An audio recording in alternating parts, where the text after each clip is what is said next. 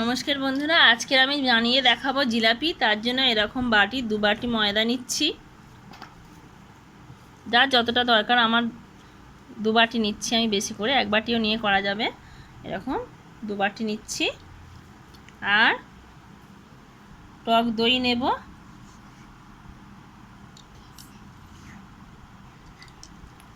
এই 100 গ্রাম দই নিচ্ছি, 50 গ্রামের মতন দেব।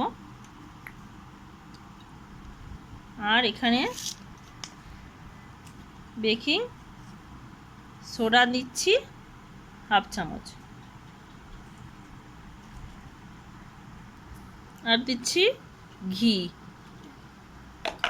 সব কটি উপকরণ ভালো করে মাখিয়ে নিতে হবে।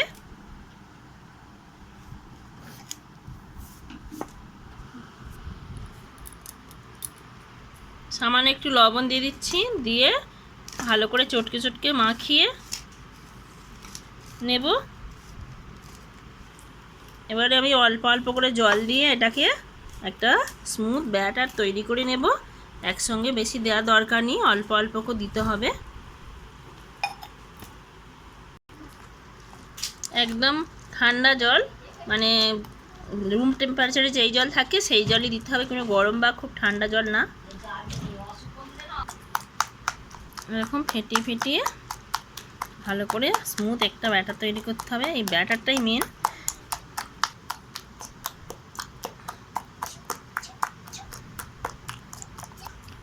দেখুন বন্ধুরা, আমার ব্যাটারটা রেডি হয়ে গেছে। এরকম একটা থকথকে ব্যাটার তৈরি করতে হবে। এরকমভাবে পড়ছে, একদম অনায়াসে এরকম যেন পড়ে, এরকম পড়ছে। হ্যাঁ, এইরকমই একটা ব্যাটার আমার দরকার। ভালো করে মাখিয়ে নিয়েছি। এবার এটা আমি একটা থালা চাপা দিয়ে আধ ঘন্টার জন্য রেস্টে দেব।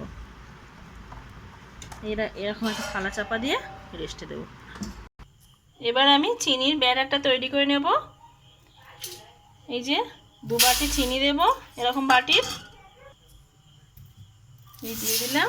এবার এই বাটি মেপেই 1 বাটি জল দেবো। যা চিনি তার হাফ জল দিতে হবে। দিয়ে চিনির শিরাটা বানাতে হবে, এমন শিরা যেটা খুব পাতলাও নয় আর খুব চিটচিটে না।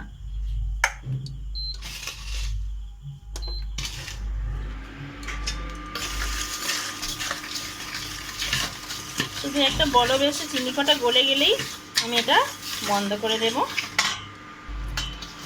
চিনিটা প্রায় গলে এসছে। ততক্ষণে আমি একটু রেড ফুড কালার একটু দিচ্ছি। এটা অপশনাল, না দিলেও কোনো কিছু হবে না। হ্যাঁ, একটু কালারফুল করার জন্য এরকম দিচ্ছি। চিনি সেটা রেডি হয়ে গেছে। যাতে না বসে যায়, একটু লেবুর রস সামান্য একটু দিয়ে দিলাম, দিয়ে বন্ধ করে দিচ্ছি। কড়াই বসিয়ে দিয়েছি, কড়াইতে তেল গরম করতে দিচ্ছি।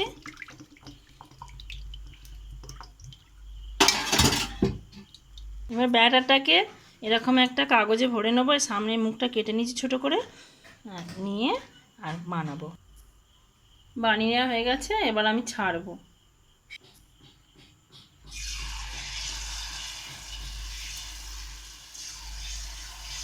এরকমভাবে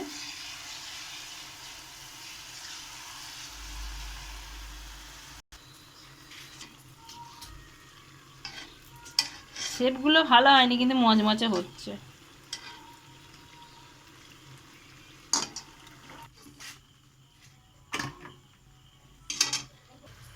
জিলিপি আমার হয়ে গেছে। জিলিপিগুলো আমি তুলে নিচ্ছি রসে থেকে। জিলিপি রেডি হয়ে গেছে। জিলিপির শেপগুলো হয়তো ভালো হয়নি, কিন্তু খেতে অনেকটাই সুন্দর হবে, মুচমুচেও হয়েছে। আপনারা এইভাবে বানিয়ে বাড়িতে খেয়ে দেখবেন, খাওয়ার ইচ্ছা হলে খুব ভালো লাগবে। দেখুন বন্ধুরা কেমন হয়েছে। ভালো লাগলে একটু লাইক কমেন্ট শেয়ার করবেন।